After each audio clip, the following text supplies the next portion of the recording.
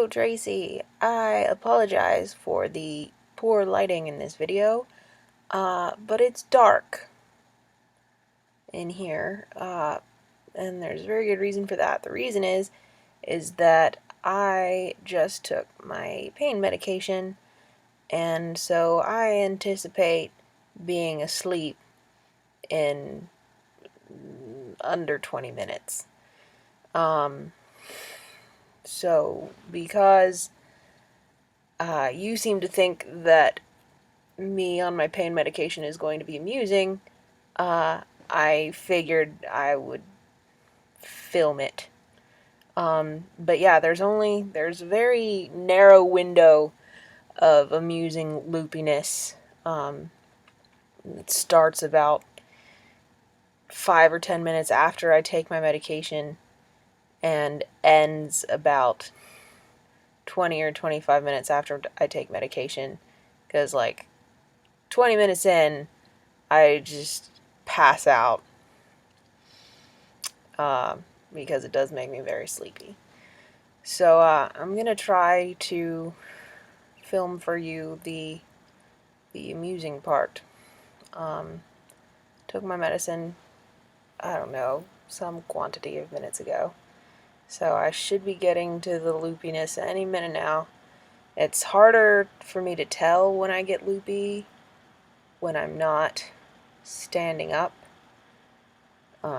because it is mostly characterized by dizziness, and when I'm laying down holding still, I just don't get so dizzy, which is why I lay down and hold still a lot. Oh, but I can breathe and it doesn't hurt, so yeah, here I go. This is about to be fun. Yeah, if you want to submit this to your boss, in lieu of an application for employment, see if he wants some of this. Yeah, you go right on ahead. I don't think it's gonna work out, but if that's what you want, you go for it. I do take issue though with your example of the funny thing that I said while I was on Dilaudid. I think it was Dilaudid.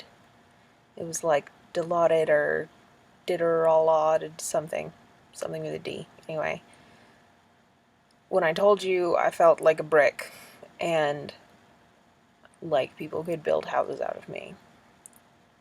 Like, I understand that that's not a normal thing for somebody to say, but it was a completely, like, lucid description of what the medicine makes you feel like. 'Cause it just, I don't know, it just gets in, especially like in my legs. Like, I felt like my legs were made out of cement. Like, I didn't think I could move them, but like it felt like they were too heavy to move.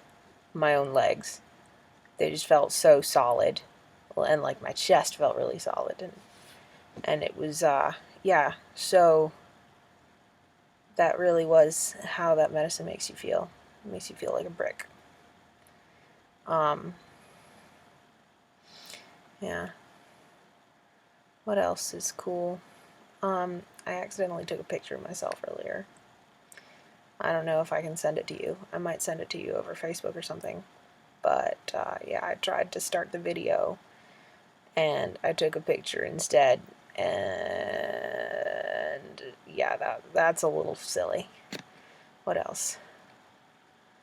Last night, oh my gosh, last night I decided to take my pain medicine and then try to like brush my teeth and give myself a bird bath. Poor life choices. Poor life choices. Because, like, changing clothes is really hard when you're really dizzy.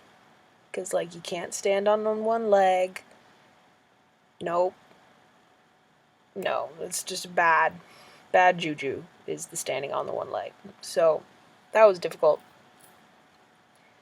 So, I don't know why I thought that was a good idea. I did not realize just how dizzy the Percocet made me until last night. Because up until then, like, I was in the hospital, lying still in bed all the time, like, and when you're lying still in bed, you don't realize how dizzy you are. But I was extremely dizzy.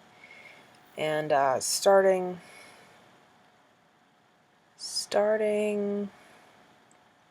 in, like, 3 or 4 hours, I think, will be the 36-hour post-surgery mark.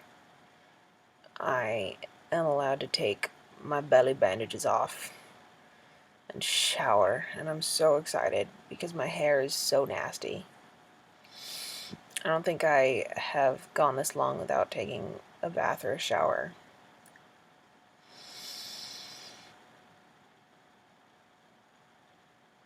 Since before puberty. Since, like, well before puberty.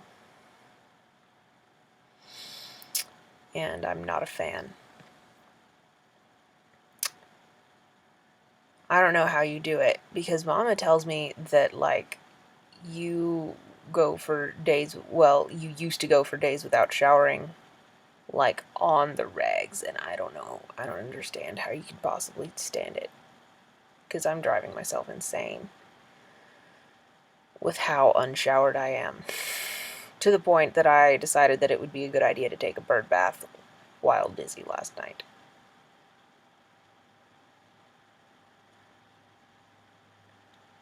Also, going to talk about iodine. Like, what is iodine? Why do they use it in surgery, and why is it necessary? Because, like, okay, if it's a disinfectant, whatever, sure. But why, instead of putting it, like, right around where the surgery incision is going to happen, they, like, painted my entire body between, like, my boobs and my knees in iodine. Like, I was covered. It looked like a really bad spray tan just in between those two places. Like, there was a line. There's a line of bad spray tan orange from the iodine and normal pasty Beverly white where they hadn't. Like, so why is it necessary in the first place? And second of all, why is it necessary for so much surface area to be covered in iodine? Like, is it a disinfectant? If so, is it a really ineffective disinfectant if you have to use that much of it? Because honestly, like, isn't there something you could use less of that would also be effective? I don't understand. Anyway. Yeah, so if you could clarify that for me, please. Yeah. As to your suggestion that me being around and loopy is going to be helpful for the family,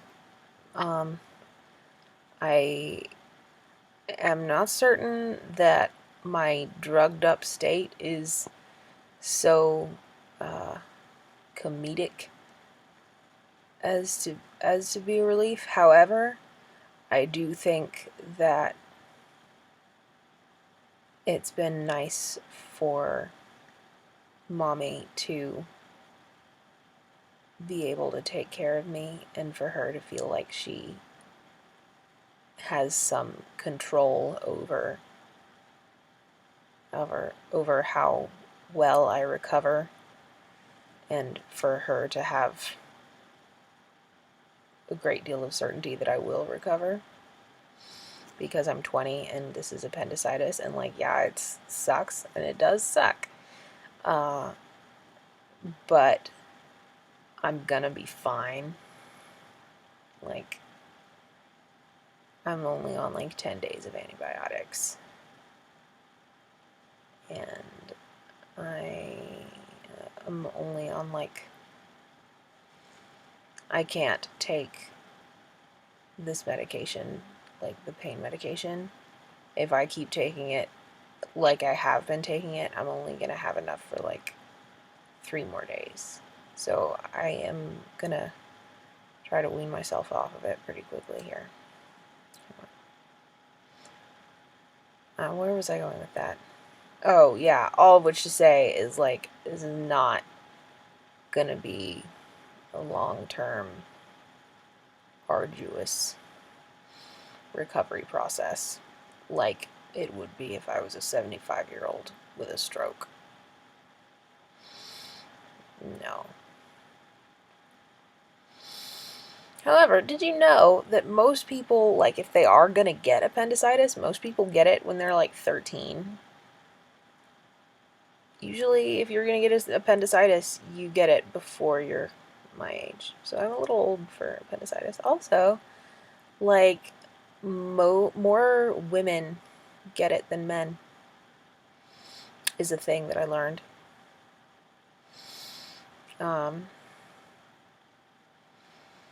Yeah. I don't know why. Women just have delicate appendices. Delicate flowers like that.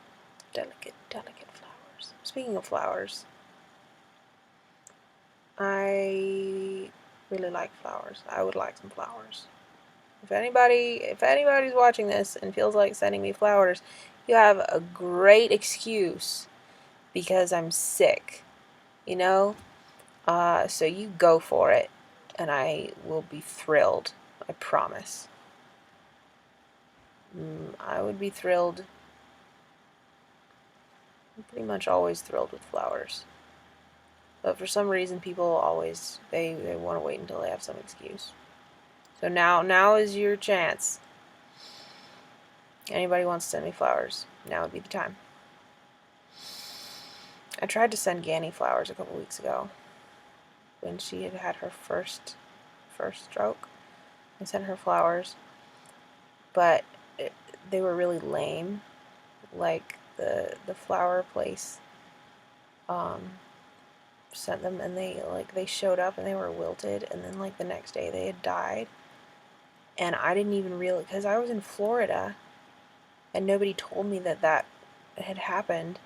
So like after a week, I asked Mom if they had even gotten there. She was like, yeah, but they died. And I was like, oh, frick. So I called Pro Flowers and I pounded on them. And I was like, you sent my dying of a stroke grandmother, you sent her dead flowers, and like, where the fuck do you get off? Like, you should be ashamed of yourselves. What on earth were you thinking? And they gave me my money back. And they apologized very sincerely and very readily and stuff, but I'm just bummed that didn't work out like I had hoped it would.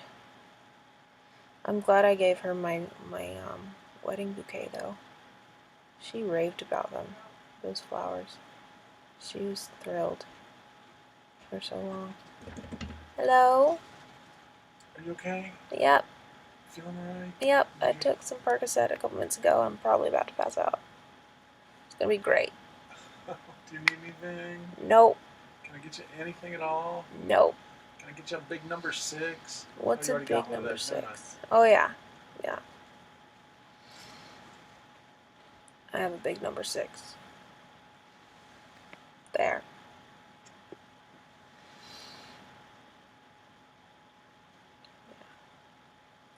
But yeah, wedding flowers.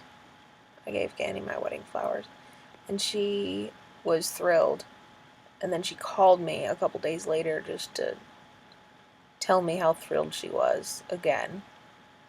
And she was like, they're so colorful. That's so unusual for wedding flowers to be colors. But you just wanted them colorful, didn't you? And I was like, it's not really unusual anymore. But yeah, I did. You're right. You're not wrong. And I'm just so glad she got so much enjoyment out of them.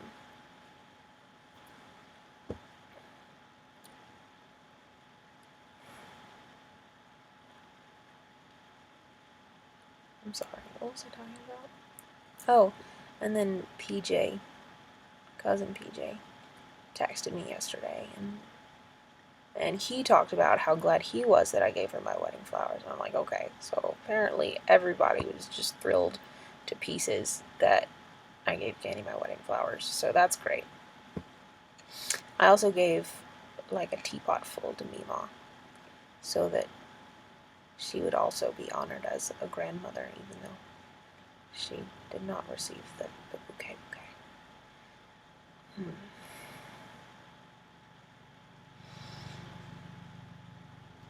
I should be nice to Mima. I feel like I don't know, I feel like I haven't paid a ton of attention to Ganny in the last couple years, which, like, is just, like, a normal consequence of having a life and going about, like, going to college and stuff. Like, there's only so much you can do to stay in touch and keep a relationship with your grandparents, but I wish that I had, talked to Ganny more. And I think I'm going to try to be better about talking to Mima more. Maybe she would like to see some of the crazy. Maybe this would be amusing to her. My phone keeps vibrating. It's probably Brian. But it's like 3 whole feet that way. Which means I'll have to stretch. However, the Percocet's kicked in, so it's not gonna hurt. Let's try this.